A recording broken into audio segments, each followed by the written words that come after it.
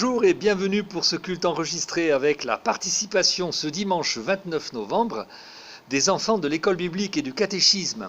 Alors encore un culte que nous allons vivre à distance par écran interposé avant de nous retrouver à nouveau en présence les uns des autres dès le 6 décembre suite à l'assouplissement des mesures de confinement.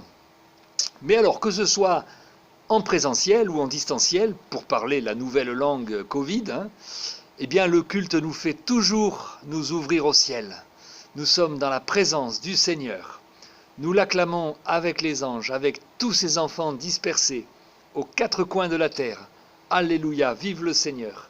Et nous chantons, nous venons dans ta présence.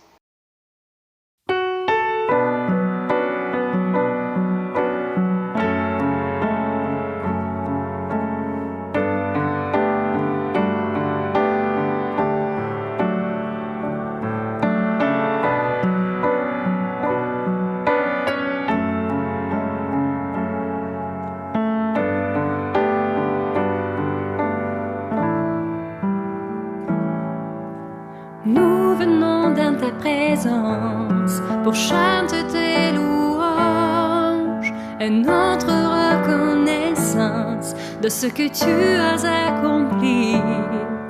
Tu nous as donné ta vie, ton amour et ta joie, et la louange envahit nos cœurs passionnés de toi. Tu es le Créateur puissant, l'agneau ressuscité, toi seul peux triompher de la mort et du péché. Tu as délivré ton peuple pour la vraie liberté. Je veux suivre tes pas, chaque jour être avec toi.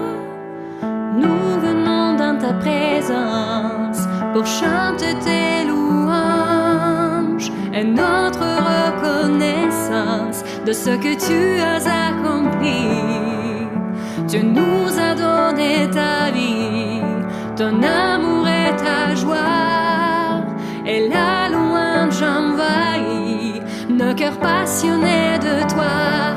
Tu es le Créateur puissant, l'agneau ressuscité, toi seul peux triompher de la mort et du péché. Tu as délivré ton peuple pour la vraie liberté. Je veux suivre tes pas, chaque jour être avec toi. Tu es le Créateur puissant, l'agneau ressuscité, toi seul peux triompher de la mort et du péché. Tu as délivré ton peuple pour la vraie liberté. Je veux suivre tes pas, chaque jour être avec toi.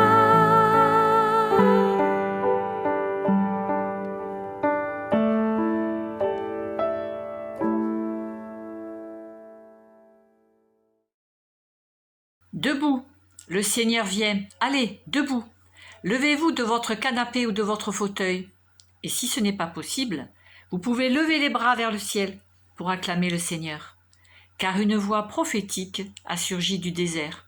Un désir, une attente ont mûri nos esprits. Préparons-nous. Le Seigneur vient. La parole s'infiltre, elle ébranle nos cœurs. Et voici le royaume, il s'approche, il est là. Réveillons-nous. Le Seigneur vient. L'espérance nouvelle entre à flot dans nos vies. Son mystère féconde un silence de foi. Purifions-nous. Le Seigneur vient. Bienheureux les participants au festin de l'amour. Dieu lui-même s'invite et nous verse la joie. Rassemblons-nous. Le Seigneur vient. Oui, le temps de l'Avent nous rappelle qu'il faut du temps pour se laisser travailler par l'Évangile, pour se construire dans le secret et dans le silence. Qu'aujourd'hui, premier dimanche de l'Avent, nous puissions nous laisser entamer, ouvrir par l'Évangile, comme la terre est retournée par le soc de la charrue. Et ainsi naîtra en nous le Christ que nous attendons et qui est, pour ce monde, la grâce et la paix de Dieu.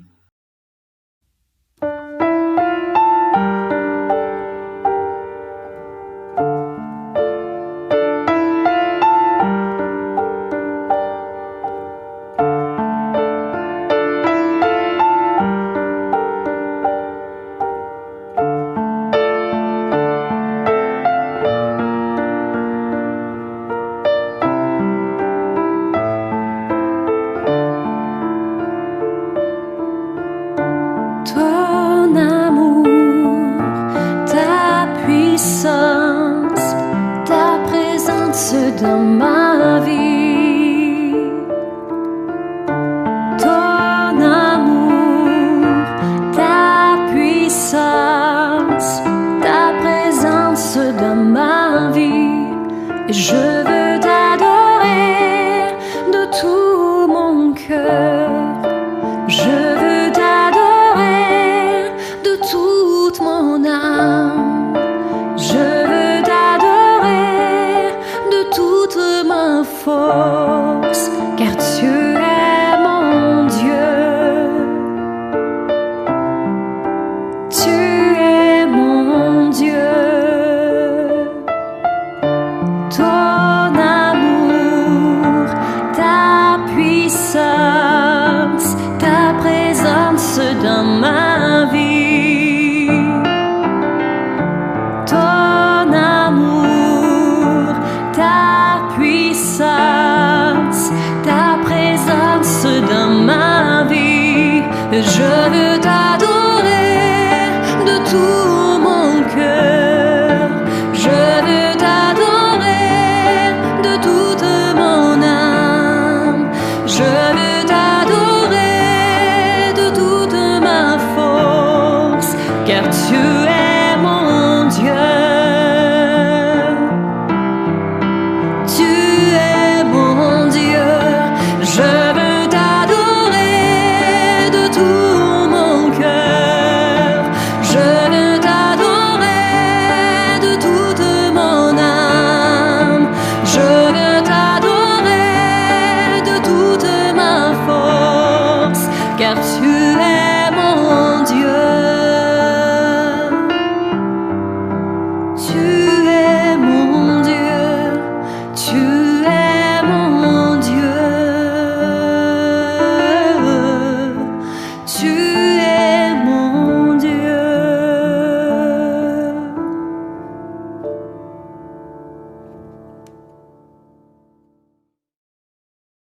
Moi, j'attends avec impatience de reprendre mon cours de danse. Je suis trop pressée de revoir mes copines, ma prof et de danser sur de belles musiques. Oui, je suis impatiente. Moi, j'attends mon anniversaire. 364 jours à attendre. Un seul jour de fête. C'est vraiment ennuyeux. C'est beaucoup trop. On pourrait fêter mon anniversaire plus souvent. Moi, je suis trop contente d'attendre mon papa ou ma maman quand ils viennent me chercher. Je ne crains rien, je sais qu'ils vont venir. Quand j'attends, je m'ennuie, je ne sais pas quoi faire. Je n'ai envie de rien. Vraiment, quand j'attends, c'est triste. Moi, je m'ennuie, je sais pas quoi faire. J'attends d'aller chez le dentiste. J'ai vraiment peur. C'est quand même un peu inquiétant d'ouvrir sa bouche devant une personne qui y entre avec des outils. Vraiment, c'est pas rassurant. Je n'en peux plus d'attendre. Je suis trop pressée d'être en vacances. De voir mes cousins, ma tata Roseline. Les jours ne passent pas assez vite. Vive les vacances! C'est trop bien d'attendre Noël, c'est ma fête préférée. Attendre Noël, c'est déjà vivre ta fête. Avant la fête, tous les préparatifs, les décorations, la crèche, c'est trop bien. Je suis triste de ne pouvoir jouer au foot avec mes copains. J'attends depuis longtemps de les retrouver. C'est triste d'attendre si longtemps. Nous lisons dans l'Évangile de Marc, au chapitre 13, du verset 28 jusqu'au verset 37. C'est Jésus qui parle. « Laissez-vous instruire », dit Jésus par la parabole tirée du figuier. « Dès que ses branches deviennent tendres et que ses feuilles poussent, vous savez que l'été est proche. De même, vous aussi, quand vous verrez ces événements arriver, sachez que le Fils de l'homme est proche, à votre porte. Je vous le déclare, c'est la vérité. Cette génération ne passera pas avant que tout cela n'arrive. Le ciel et la terre passeront, mais mes paroles ne passeront pas. Pour ce qui est du jour ou de l'heure, personne ne les connaît, pas même les anges dans le ciel, ni même le Fils. Le Père seul le sait. Faites attention, restez éveillés, car vous ne savez pas quand le moment viendra. Ce sera comme lorsqu'une personne part en voyage. Elle quitte sa maison et en laisse le soin à ses serviteurs. Elle confie à chacun son travail et elle ordonne au gardien de la porte de veiller. Veillez donc, car vous ne savez pas quand le maître de la maison viendra, le soir, ou à minuit, ou au chant du coq, ou le matin. S'il revient à l'improviste, il ne faut pas qu'il vous trouve endormi. Ce que je vous dis là, je vous le dis à tous. Veillez. Et nous écouterons à présent une mise en scène de cette parabole. Voilà, le patron est parti, pour quelque temps. Toi, le nouveau portier, tu as une responsabilité. Mais je ne serai pas tout seul. Non, bien sûr, nous sommes tous là, et chacun a une occupation précise. Qu'est-ce que je dois faire? La maison doit tourner pendant l'absence du patron, et quand il revient, il faut que tout le monde soit prêt à l'accueillir. Toi, tu dois garder l'oreille bien ouverte pour entendre quand il rentrera, et te précipiter pour ouvrir les portes en grand. Tu dois aussi avertir le reste de la maison de son arrivée. J'ai pas beaucoup de travail. Certains en font plus, d'autres en font moins, mais le principal, c'est de bien faire ce qu'on a à faire. Tu n'es pas non plus obligé de rester sans t'occuper. Oh, moi, je me concentrerai de cette fonction. Je m'assois tranquillement sur cette chaise et j'attends.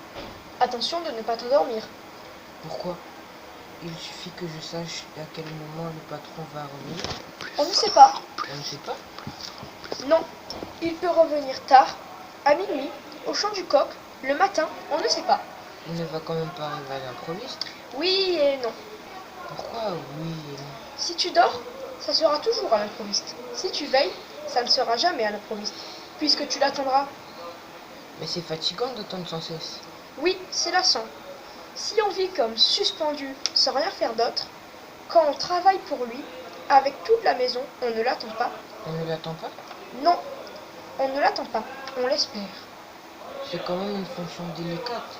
Je ne sais pas si je vais l'accepter. Personne ne t'oblige. Ne pas dormir, se retenir en éveil, c'est exigeant. Le tout, c'est de savoir si pour toi, ça en vaut la peine. Peut-être. Tu as l'air surpris. Non. C'est vrai que tout était dit dans l'énoncé du journal. Et il y avait aussi des descriptions du travail. C'est exigeant. Allez, ne te décourage pas. Fais le bon choix. Au bout, quand le maître sera là, ce sera pour la joie de tous. Il paraît que chacun de nous aurait une saison préférée. Les évangiles ne nous disent pas quelle était la saison préférée de Jésus, mais je crois pour ma part que c'est l'été. Jésus nous parle abondamment de cette saison à travers les images qu'il emploie quand il évoque le royaume de Dieu, et notamment l'image de la moisson, le temps de l'abondance, de la chaleur aussi, de la joie et de la fête.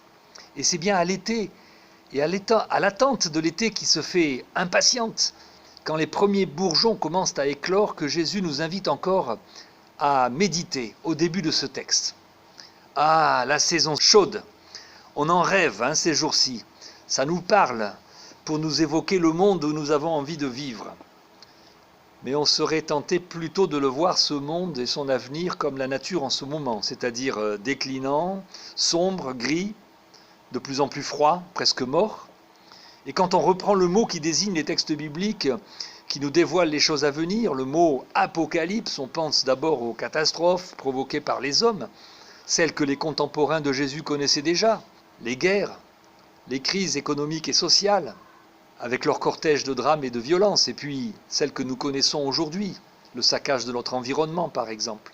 Mais il y a aussi, de tout temps, il y a eu les fléaux naturels, tremblements de terre, famine, épidémies, bref, l'hiver.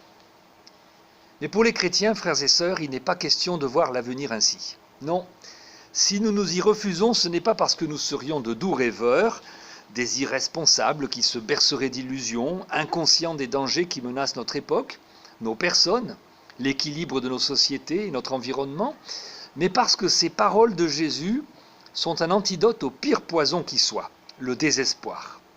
Ce poison, c'est celui qui incite sournoisement des jeunes à mettre fin à leur vie. Ce poison, c'est celui qui fait la fortune de tous les marchands de rêves et de divertissements plus ou moins abrutissants. Le désespoir, ou plutôt la désespérance. Désespérer, c'est penser que l'horizon est bouché, qu'il n'y a pas d'avenir, que donc seul compte, seul vaut l'instant présent. Et quand le présent devient insupportable, alors il n'y a vraiment plus rien. Sinon peut-être se raccrocher au passé, à condition qu'on en ait encore une mémoire heureuse. Bien sûr, ce désespoir, cette désespérance ne prend pas forcément toujours les couleurs tragiques que je donnais en exemple il y a quelques instants, que ce soit le suicide ou d'autres formes d'évasion du monde. Il y a aussi des espoirs de substitution, de petits espoirs tranquilles et à court terme, qui ne sont que des formes subtiles de la désespérance. Quand tout ce que j'espère se limite à mon horizon, quand tout ce que j'attends pour mes proches et pour moi, c'est le confort, c'est la santé, c'est que le week-end et les vacances soient réussis, c'est que je puisse passer Noël en famille, et toutes choses d'ailleurs fort bonnes et que je nous souhaite. Mais quand la limite de mon regard sur la vie se situe dans ces espoirs à court terme, à portée de mon optimisme et de mes forces, alors le désespoir n'est pas loin. Car tout ce que j'espère peut m'être repris, du jour au lendemain. Et je vis alors dans la peur plus ou moins permanente de perdre ce que j'ai, ou de ne pas voir se réaliser ce que j'espère. Et si ma peur s'avère fondée, alors je désespère. Mais ce n'est pas l'hiver que Jésus nous annonce. Et même si notre présent est triste, et vous savez qu'il l'est parfois, Jésus nous le donne à gérer et à vivre en fonction d'un été joyeux. Ce que nous attendons, frères et sœurs, ce n'est ni la catastrophe qui engloutira tout, ni la société idéale que nous aurions enfin à faire naître de nos efforts.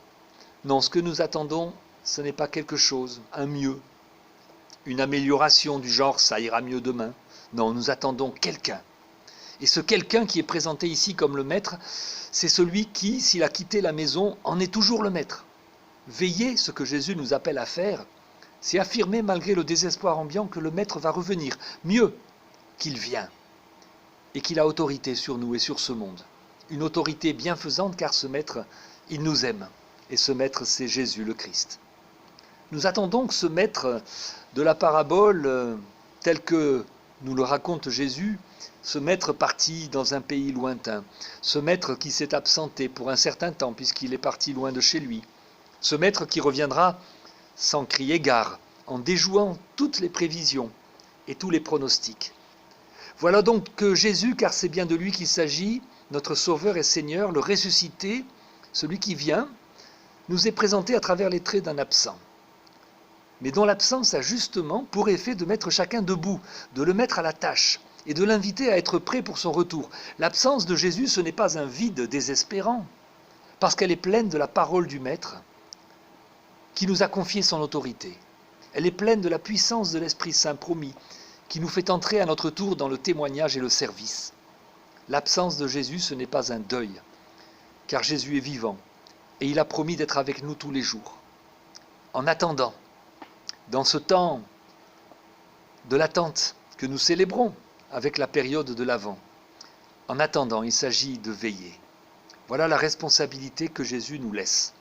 Le futur, nous n'avons pas à le craindre puisqu'il appartient au Seigneur qui vient.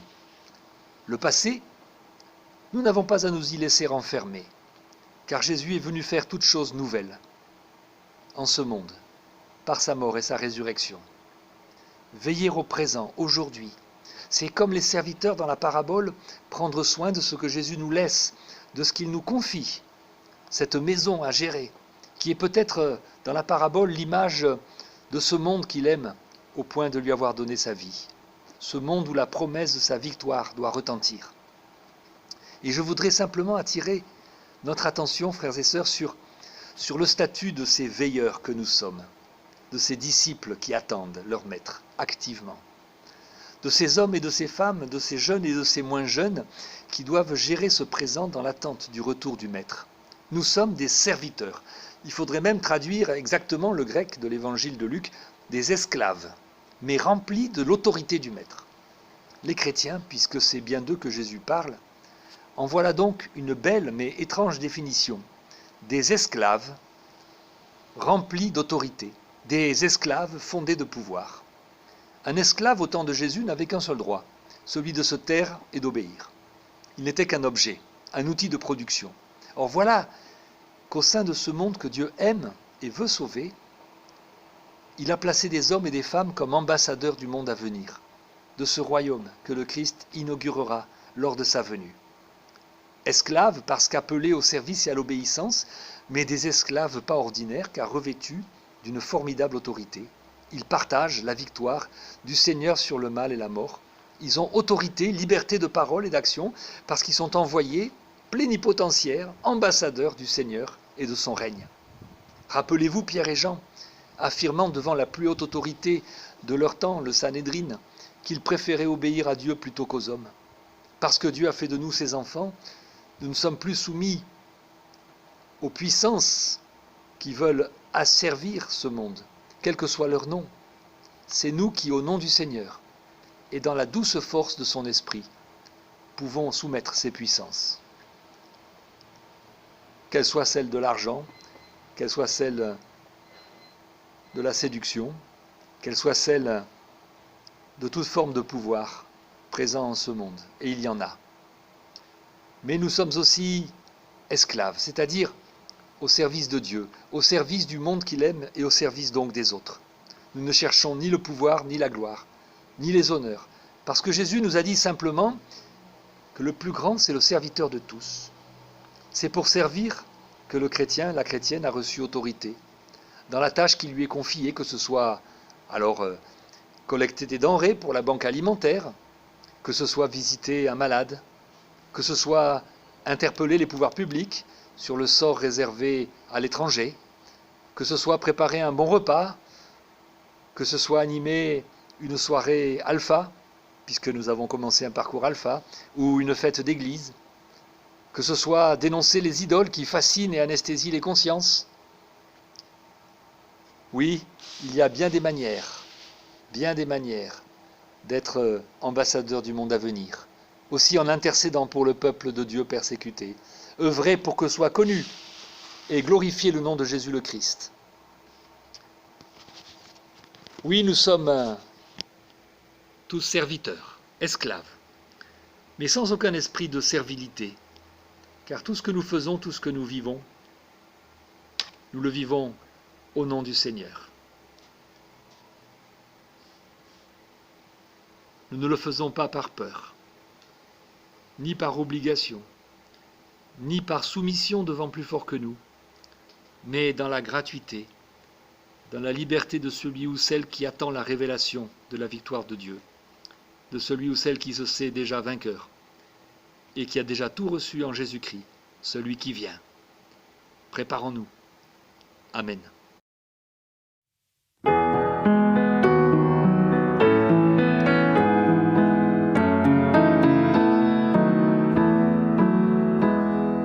Libre de nos chaînes, nous marchons vers toi. Ta main souveraine affermit nos pas.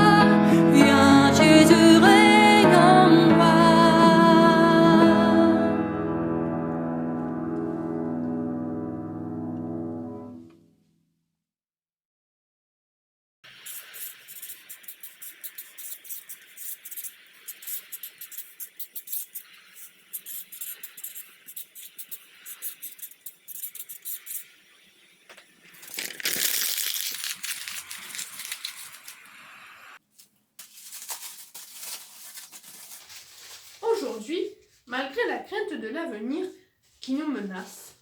Plaçant notre espérance en Jésus-Christ, nous avançons en l'avenir de l'humanité.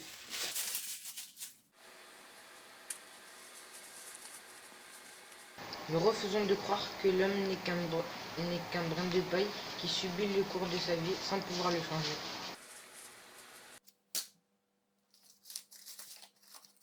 Nous n'acceptons pas que le racisme et la guerre empêchent la paix et la fraternité de s'épanouir dans le monde.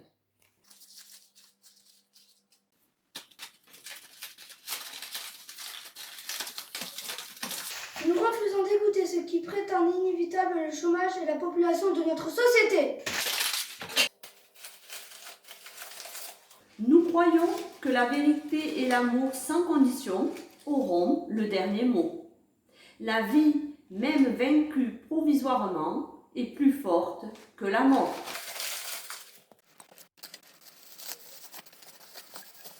Nous osons croire qu'un jour, tous les habitants de la Terre pourront recevoir 3 repas par jour pour la vie de leur corps, l'éducation et la culture pour la santé de leurs esprits, l'égalité et la liberté pour la vie de leur cœur.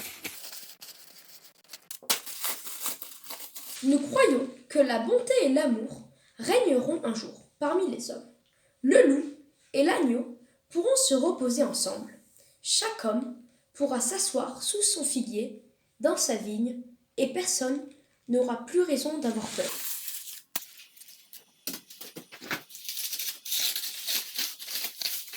Seigneur, que cette certitude anime toute notre vie. Amen.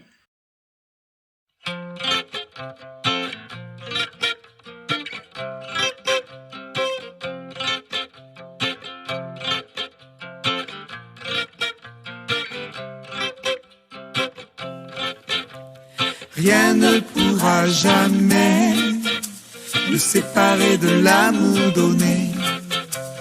Rien ne pourra jamais nous priver de la liberté. Ni le malheur, ni l'inquiétude, ni toute la souffrance qui nous vient d'ailleurs.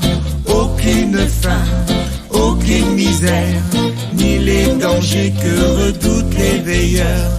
Rien ne pourra jamais nous séparer de l'amour donné. Rien ne pourra jamais nous priver de la liberté. Aucune mort, aucune vie, ni la nuée des anges et des esprits. Aucun pouvoir, aucun combat, aucune force d'en haut ou d'en bas. Rien ne pourra jamais nous séparer de l'amour donné. Non, rien ne pourra jamais nous priver de la liberté.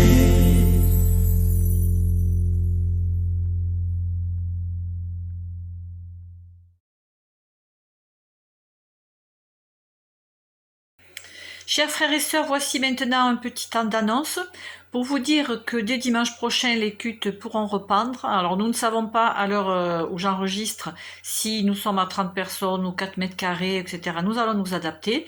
Donc il y aura un culte à 10h30 à la Maison du Protestantisme avec les gestes barrières habituels que nous connaissons. Plus il faudra aussi s'inscrire, nous tenons à savoir qui est présent. Donc 10h30 à la Maison du Protestantisme et 10h30 également à Saint-Ambrois, mais par contre pas au temple parce que le grand temple est trop grand et pas chauffable et la petite salle où se font les cultes est beaucoup trop petite. Donc la mairie de Saint-Ambrois a accepté de mettre à disposition de l'association cultuelle une salle au rez-de-chaussée à la maison des associations, suffisamment grande, bien chauffée, facile d'accès. Et donc pour décembre, janvier, février, mars, les cultes auront lieu, donc le premier dimanche du mois toujours, dans cette salle municipale de la maison des associations à Saint-Ambrois. Il est prévu aussi un après-midi de Noël, la date est à fixer encore. Le dimanche 13 décembre, c'est la fête des enfants qui vont participer au culte à 10h30. Les enfants, vous êtes invités à venir à 9h30 pour répéter un petit peu ce que vous allez faire puisqu'il n'y a pas de répétition avant, ainsi que pour certains, enfiler votre costume. Les décors seront déjà en place. donc à 10h30 le culte. Pas de repas partagé, mais la possibilité quand même d'emporter votre repas préparé avec amour par le comité des fêtes. Vous pourrez vous inscrire pour emporter des repas pour 1, 2, 3, 4, 12, 15, 30 personnes. Le comité des fêtes assure donc pour ce repas à emporter à l'issue du culte. Il y aura également quelques compositions florales à vendre à l'issue du culte, toujours magnifiques, et le tout pour participer au financement de notre paroisse, puisque en décembre, habituellement, il nous faut gagner, entre guillemets, 25 000 €. Donc vous voyez que chacun doit s'y mettre, et en plus de ça, bien sûr, vous savez, le don en ligne, le chèque, les espèces, tout ce qu'on veut, on prend. Voilà, donc l'objectif c'est quand même 25 000 € en décembre pour pouvoir finir de payer notre contribution à l'église. Ensuite viennent les rendez-vous de Noël, donc il y aura 3 veillées comme chaque année. La première veillée aura lieu à 18 h le 24 décembre au Temple de Ner. La deuxième veillée à 19h30 dans la grande salle de la Maison du Protestantisme. Puisque ce n'est pas partagé cette année, puisque l'heure n'est pas au grand rassemblement. Et le vendredi 25 décembre, le culte à 10h30 aussi dans la grande salle de la Maison du Protestantisme. Cette grande salle va accueillir aussi, et ça sera sa première manifestation après tous les travaux et une belle décoration, le mercredi 23 décembre, l'après-midi à 14h30, un après-midi convivial pour les personnes qui ont envie de passer un moment en église. Donc il y aura des animations, peut-être un petit jeu, un petit goûter si nous y sommes autorisés. Et voilà, donc ça sera pour le mercredi 23 décembre. Mais vous allez recevoir par courrier ou par mail, certainement par mail si vous êtes devant votre ordinateur aujourd'hui, tous les rendez-vous de décembre, un mot du pasteur, effectivement, puisque Noël a été sauvé, comme on dit, donc vous verrez son commentaire. Donc je vous invite à lire ces documents que vous recevrez par mail prochainement, en début de semaine. Voilà, merci pour votre attention et puis rendez-vous, j'espère, très bientôt pour tous ces rendez-vous où nous pourrons retrouver notre communauté toujours dans le respect des distances, mais le cœur y est. À bientôt.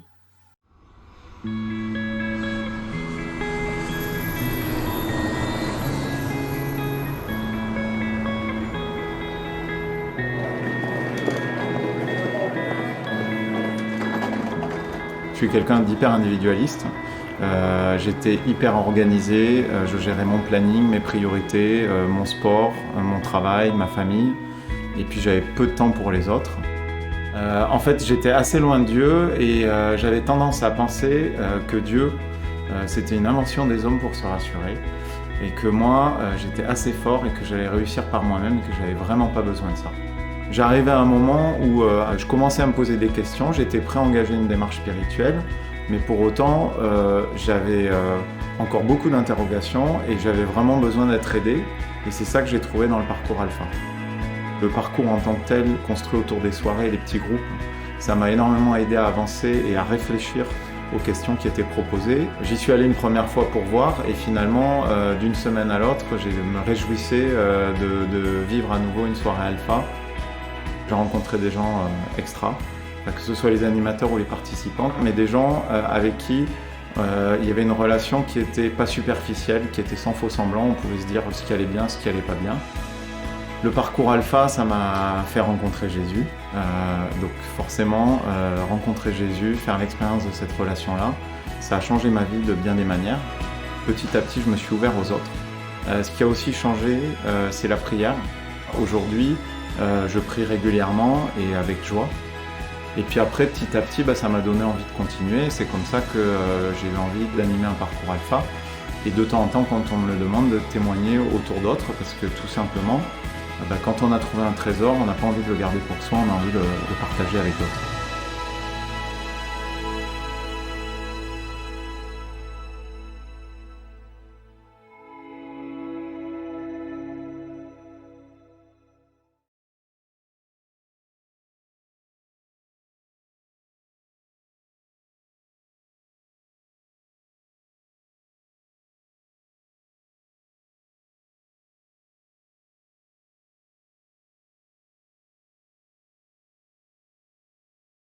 L'espérance de paix et de bonne volonté qui naît avec la venue de Dieu en ce monde ne peut être balayée comme une utopie, Elle est un rêve qui a commencé à se réaliser avec la venue du Christ en ce monde. Seigneur, redonne-nous ce rêve. Les hommes, un jour, se lèveront et comprendront enfin qu'ils sont faits pour vivre ensemble, comme des frères. Seigneur, redonne-nous ce rêve. Un jour, chacun sera jugé sur sa valeur personnelle plutôt que sur la couleur de sa peau. Et tous les hommes respecteront la dignité de la personne humaine. Seigneur, redonne-nous ce rêve. Un jour, la fraternité sera un peu plus que quelques mots à la fin d'une prière. Elle sera, bien au contraire, le premier sujet à traiter dans chaque ordre du jour législatif. Seigneur, redonne-nous ce rêve. Dans toutes les hautes sphères de l'État et dans toutes les municipalités entreront des citoyens élus qui rendront justice, aimeront la piété et marcheront humblement dans les voies de leur Dieu. Seigneur, redonne-nous ce rêve. Un jour, la guerre prendra fin. Les hommes transformeront leurs épées en socs de charrue et leurs lances en débranchoirs. Les nations ne s'élèveront plus les unes contre les autres, et elles n'envisageront plus jamais la guerre. Seigneur, redonne-nous ce rêve. Toute vallée sera exaucée, de toute montagne et toute colline seront abaissées, les chemins raboteux seront aplanis, et les chemins tortueux seront redressés. Ta gloire sera manifestée, et toute chair, enfin réunie, te verra. Seigneur, redonne-nous ce rêve. Grâce à cette foi, nous serons capables de repousser au loin les tentations du désespoir et de jeter une nouvelle lumière sur les ténèbres du pessimisme. Oui, grâce à cette foi, nous serons capables de hâter le jour où la paix régnera sur la terre et la bonne volonté envers les hommes. Ce sera un jour merveilleux. Les étoiles du matin chanteront ensemble et les fils de Dieu pousseront des cris de joie. Dans cette attente, nous te disons, Notre Père, qui es aux cieux, que ton nom soit sanctifié, que ton règne vienne, que ta volonté soit faite sur la terre comme au ciel. Donne-nous aujourd'hui notre pain de ce jour. Pardonne-nous nos offenses, comme nous pardonnons aussi à ceux qui nous ont offensés. Et ne nous laisse pas entrer en tentation, mais délivre-nous du mal, car c'est à toi qu'appartiennent le règne, la puissance et la gloire, pour les siècles des siècles. Amen. Voilà, ce moment de culte touche à sa fin. Avant de nous séparer et de nous retrouver en présence les uns des autres, nous l'espérons, dimanche prochain, 6 décembre, recevons des paroles d'encouragement et de bénédiction de la part du Seigneur. Si notre besoin avait été la formation, Dieu nous aurait envoyé un enseignant. Si notre plus grand besoin avait été la technologie, Dieu nous aurait envoyé un ingénieur. Si notre plus grand besoin avait été l'argent, Dieu nous aurait envoyé un banquier. Si notre plus grand besoin avait été le plaisir, Dieu nous aurait envoyé un comédien. Si notre plus grand besoin avait été la santé, Dieu nous aurait envoyé un médecin. Mais notre plus grand besoin, c'était le pardon. Alors Dieu nous a envoyé un sauveur. Que notre attente du Seigneur soit sereine, active et joyeuse. C'est possible car Dieu est proche de chacun de nous. Il vous donne sa paix, sa joie et la chaleur de son amour. Il vous bénit. Amen.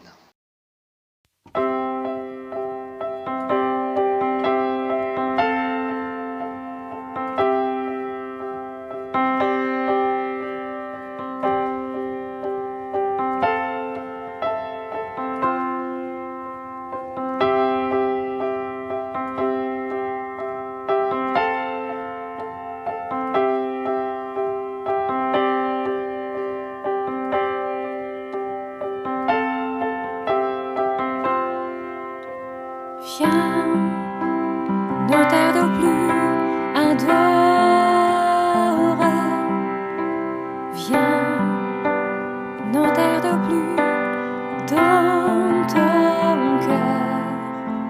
Viens, tel que tu es, adore. Viens, tel que tu es, devant ton Dieu.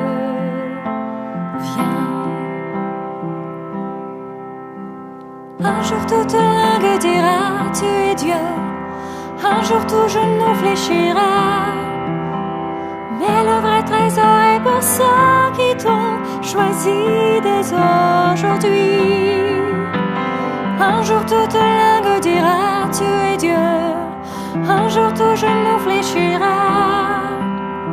Mais le vrai trésor est pour ceux qui t'ont choisi dès aujourd'hui. Viens, ne tarde plus, adore. Viens, ne tarde plus dans ton cœur. Viens, tel que tu es, adore. Viens, tel que tu es devant ton Dieu. Viens. Un jour toute langue dira tu es Dieu. Un jour tout genou fléchira. Mais le vrai trésor est pour ceux qui t'ont choisi dès aujourd'hui. Un jour toute langue